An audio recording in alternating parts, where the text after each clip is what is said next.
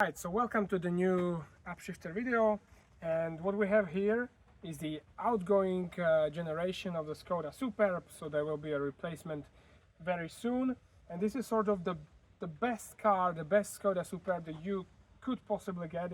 It's in its best shape. So this car in particular is equipped with 2-liter petrol engine with 280 horsepower, 400 Newton meters of torque, 4-wheel drive. It's a really great car, and I have to say the Skoda Superb has always been a better looking Passat. It is a very nice car, to be honest. It's a very elegant car. As you can see, these headlights connected with this black plastic bit of trim. You also have black badging here, as it is a part of this sort of a black pack. That is an optional extra to this car. You also have two normal tailpipes here, which is great, and they are giving it a little bit of a sporty look to this car. Let's have a look into the boot. So the boot is absolutely probably the best thing in its class on the Skoda Superb. So it's 625 liters in this normal condition, over 1700 liters when you fold the seats down, which you can do very easily from here by these two levers. You have loads of hooks, you have a 12-volt socket here, you have first aid kit in here, in the side. Really an amazing boot. That's probably the best thing about Skoda, and that's why people keep buying them. So what you also have as an optional extra are these 19-inch wheels. You have 235mm wide tires on it. These are Bridgestone Potenza S001s.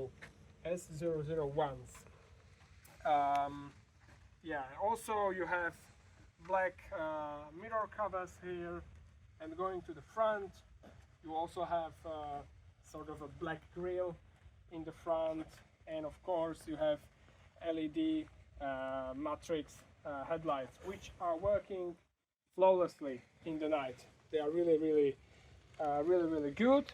And one other thing I want to show you is, well, the Skoda Superb is the best in its class also in the legroom. So the seating in the back is amazing. And let me show you, this car is also equipped with a sleeping pack. So let me show you. So as we come here, there is, look at the amount of space there is. It's amazing. It's unbelievable how much space there is. Well, and this is the part of the sleep pack. Well, come and have a look at this. So here we have these sort of like side cushions that you just fold away or fold them down, and you just put your head in between them, and you can travel and sleep, and your head is not gonna, you're not gonna nod off, you know. There is also a central armrest with cup holders, which is beautiful. And also, as an optional extra, you have 3-zone climate control. So you have separate climate control here. You also have heated seats in here. And you also have 2 USB-C ports and 1 domestic socket of 230 volt. So that's really amazing. And also as an optional extra, there is this tablet holder, which is amazing. As you can see here, you also have ambient lighting. So that's a cool feature. And of course, LED headlamps. Just a beautiful place to travel, honestly, and very quiet. And also you have a sunshade here. So it's a manual one, it's not electric like you get in some luxurious cars, but it is here, and it also is here on the rear window. So you have 3 sunshades. So let's also have a look at the engine. Let me just pop it up quickly for you. So yeah, this is probably the best engine that you can buy with this car, and it's the engine I would advise you to buy this car with. So this is a 2-liter, very well-known engine. It's EA888. In this form, it has 280 horsepower, 400 Newton meters of torque, and as it is usual with VW engines, it will probably have much more than these numbers. So what I really like about this particular example is that you don't have this beauty cover on it. You can just see this bare engine as it is in front of you, which is beautiful. I really do like it. So you have a turbo mounted behind the engine, and yeah, it's a beautiful place without the beauty cover. So that would be about it to the walk around of this car. But what this car is about is driving, so let's take it further away and let's go for a drive.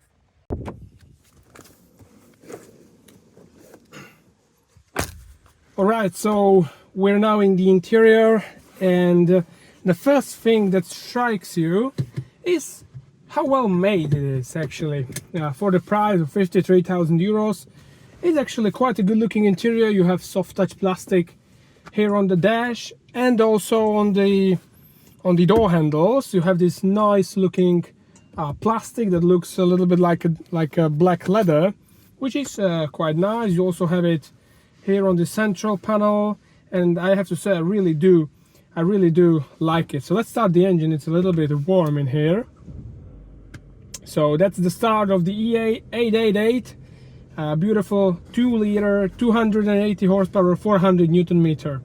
But anyway, so the great thing for the Skoda Superb these days is that for all the time during the development they have stick to the hardware controls of the climate control, and then where you have the gear lever you actually have a few shortcut buttons which are really useful. So you can just like that, you can turn off the start and stop system, you can turn off the traction control as well, you can control the boot from here, which is really nice that you have the button here, unlike in other cars where you have it on the left side from the steering wheel. That's actually pretty nice.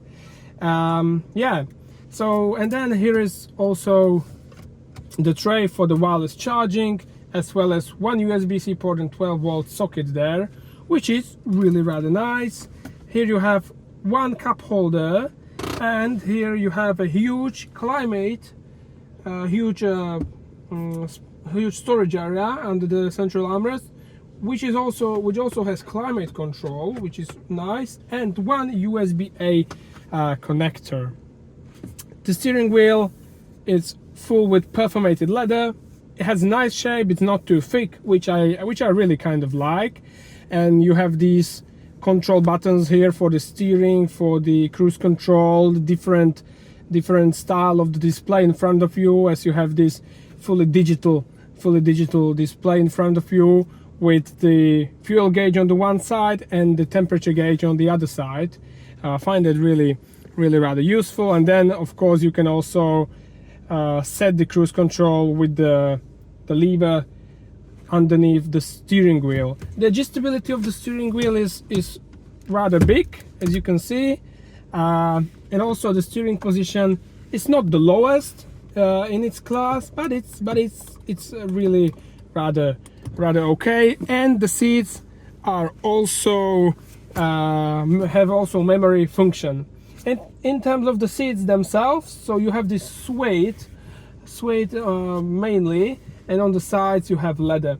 Their support maybe could be a little better, but because it's made from suede, the body doesn't move around very much. You also have some huge space in the doors for a huge bottle, so that is really well. And of course a glove box which also have air conditioning, and you have loads of space. And also a nice feature, being in a 50,000 euro car, you also have carpeted door bins, which is a little bit of a premium feature, and the space for your sunshades here above you. So yeah, that would be about it, and let's set off and maybe find some better roads.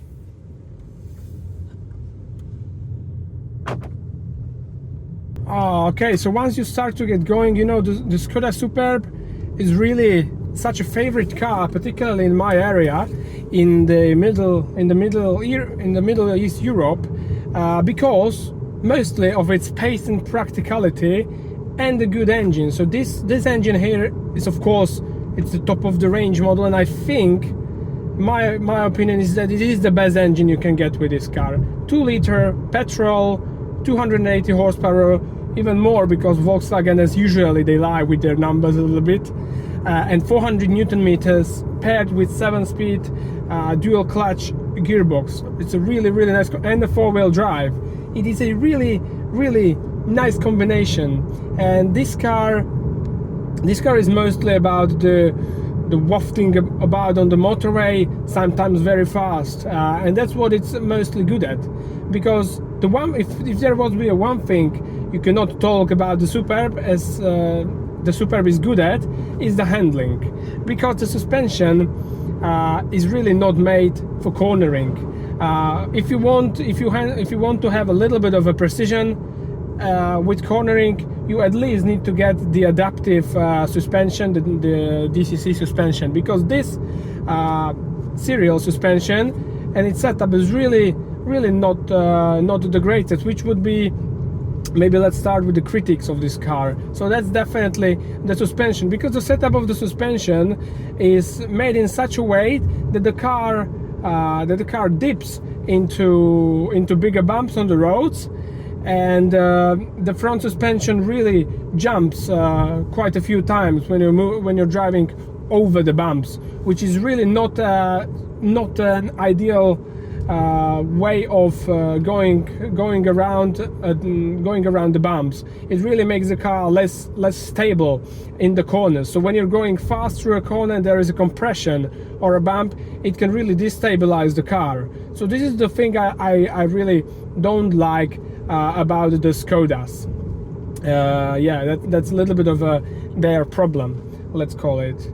But other than that, I don't really see some huge problems with this car. To complement the handling maybe a little bit, it's not really good on the bumps, but the corners themselves, when the surface is nice, yeah, it's actually holding quite nicely. The car is not leaning too much, which is a good thing. It's not leaning too much, and yeah, but it is, let's face it, it is understeer, because the engine is lying just in front of the front axle, which is again not ideal. But yeah, all around the comfortability of the car, yeah, it is trying to be comfortable. But when you have these biggest wheels, these are the 19-inch wheels, maybe not the biggest, but one of the bigger wheels, it tends to be a little bit of a problem, as they tend to give, particularly the front wheels, they tend to give you quite a big shot, and shot into the body of the car, and it feels like not the most comfortable way again to go through the bumps. And you have this feeling that they are jumping a little bit and losing the grip with the surface underneath.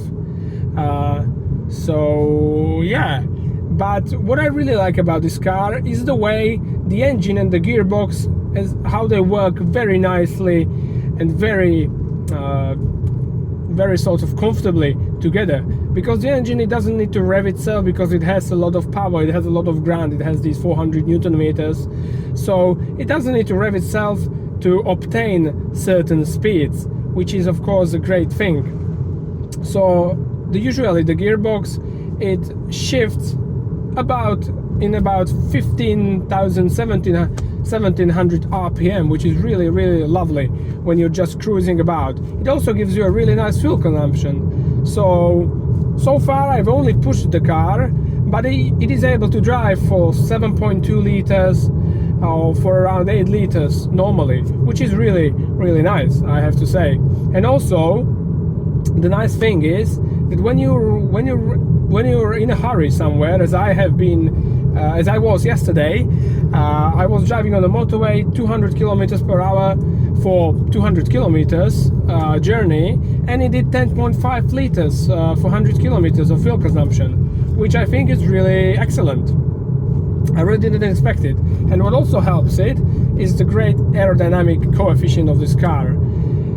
And yeah, now it's another thing I really love about this gearbox. It has this mode of swifting, of just putting the car basically into neutral and just cruising down the hill, which is again helping the efficiency of this engine. Yeah, but there is quite a bit of tire noise, I have to say. I will put the number what I measured, but just from senses it feels like quite a lot of tire noise. It could be a little bit quieter from the wheels, but other than that it's really not. But anyway, this is the end of the wheelies, so let's put it in sports mode and let's floor it. Oh yeah, this car really has loads and loads of power. It is really, wow, this is 140 like nothing. Wow, the power of this car is amazing. I mean, if you're looking for a fast Skoda, there is nothing else I would advise you to take. I mean, I don't really understand when you feel this, like, oh, and it also has quite a nice sound. This is really fast. Wow, the acceleration of this car is really nice. I don't see the point in buying the diesel version of this car, only if you want to get good, even better fuel consumption, which most people want. But me personally, I couldn't live with listening to the diesel engine, and I don't like the way it behaves. So this is really the perfect engine, perfect engine for this car. And the steering, I have to say, is quite nicely weighted. You have a decent amount of feedback from it, so it is actually quite nice. The brake pedal also really nicely stiff, and you have really good feeling through it, good control. Yeah, the rear of the car feels composed in the corners as compared to the front of the car.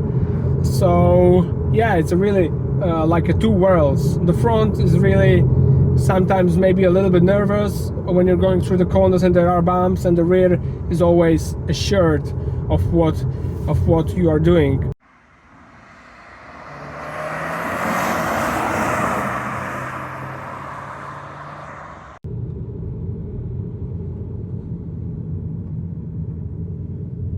Okay, so here we come back to the old row. Well, it's a big bump. Yeah, so the front suspension is really, the front shocks are really soft. That's you can always feel it when you go over the bump in this car. So now we're back on the rather worse B road. So, and we can test a little bit of the suspension here, particularly here on the side of the road. So yeah, this car is trying to float through these bumps, but it's just not managing it in the best way. I mean, because on those smaller ones, it is nice. Yeah, when there is a small bump on the road, it goes really nice through. It's really like kind of keeps its composure in the air because it's a short bump. But when it's a bigger compression, the front of the car just dives in, and if it was a really deep compression, you could actually scrape the front of the car because it's really kind of low. It actually almost happened to me yesterday. So yeah, that's my critique of the suspension. It could be a little bit done a little bit better in terms of comfort, because when the car just jumps around like this, going through the bumps, I don't think it's the nicest way to go through it. Here is a compression. Yeah, this was a short one, so it was exactly the car on the shocks jumped up and just stayed there a little bit. But if there was something else on the end, it would just jump like this in the front, and that's not the nicest way to be driven. Yeah, but anyway, the engine is, I mean, wow, it just surprises you every time when you put your foot down. The overtaking in this car is absolutely no problem. It's just perfect that they put this engine in the car, in this car. That's what it should be. It does I think 0 to 100 in about 6 seconds, maybe even less. I mean, I remember when I was testing the diesel variant of this car, that we did 0 to 60 or to 100 kilometers in 5.5 seconds. I mean, we couldn't believe it, but that's what the app said. So yeah, so now we're just driving through some of these villages, and yeah, it's actually really rather nice and quiet in here. You only hear the tires a little bit, as I told, but from the sound from the A-pillar, it's really rather nice. I would say about 50 decibels at the moment, so really nice. Third gear, the turbo, and here 280 horsepower. Yeah, this is really no problem for this car. Once the boost is up on the turbo, it flies. Let's try to go a little bit faster here. Wow, this is really nice, and you have a really nice feedback from the steering wheel. I would maybe say on the start of the steering, on the start section on the steering, there is a little bit of a slight delay that I feel, but generally it's really nice and precise, I have to say, and the weight is just about right. Yeah, and so far the fuel consumption is 9.2, really not bad. Really not bad, I have to say. And you have all of the information you need on the display. You have the fuel consumption, you have the range that you have left. When I filled the car up, so I had the full tank, I had 840 kilometers of range, which is really great. You have 66-liter fuel tank, which is decently sized, but it's a little bit of a normal thing in this category of the cars. So yeah, let's turn off here. Wow, there are new roads everywhere. I'm surprised. I haven't been in this area for quite a while. The nice thing about having a petrol engine compared to the diesel engine is that you don't have these vibrations on the steering wheel as I've had with the diesel variant of this car. It's just so smooth. That's the imminent advantage of a petrol engine. So here again, now they made a new roads here. I was expecting some bad roads maybe, but here are a little bit of a corners, so let's see. Yeah, so the lateral leaning is not too evident, so that's a good thing. It doesn't lean too much in the corners, as I said. But when you drive fast and you have these bumps, it really starts jumping on the front. Like here, yes, exactly. That was the sort of jump I was talking about. So there were two jumps, and I was driving fast through them, and it was just like this, like a boat. It's really not good. Particularly if you would be driving very fast, like around 180, maybe 200 kilometers, it could just maybe put you off the road, give you a really big understeer. So that's really not a good way for a car to behave, in my opinion. Also here, it was jumping a little bit. So yeah, but this road before, it was completely knackered, and now it's a completely new surface. Still, there are some angulations, but wow, I'm a little bit surprised. I was all hoping for a worse surface, to be honest with you, but yeah. So this is the biggest thing, maybe the biggest concern I have about this car. But all around, I have to say, I really do get why many people, loads and loads of people really in this area buy this car, because it has power, it is practical, it is very decent looking car, it's very nice looking actually. And well, it's still a little bit cheaper than the Volkswagen, and of course cheaper than the Audi, and you get a similar performance. You have these 280 horsepower. I mean, that's the biggest advantage of this car, of this particular car, because if you talk about the competitors, so there are cars like Mazda 6, the Opel Insignia, the Ford Mondeo, but none of them really have this sort of horsepower. For that you need to get the VW or an Audi. So it's a really nice thing that you can buy this car at such price, with such performance. Yeah, but I really do understand why people like it, and I actually quite like the Skoda Superb. With this engine, it's really become the car from Skoda that I really like. So anyway, I hope this little review was useful, and if you liked it, keep watching, keep subscribing. More videos are coming soon, and I'll see you in the very next one. Goodbye.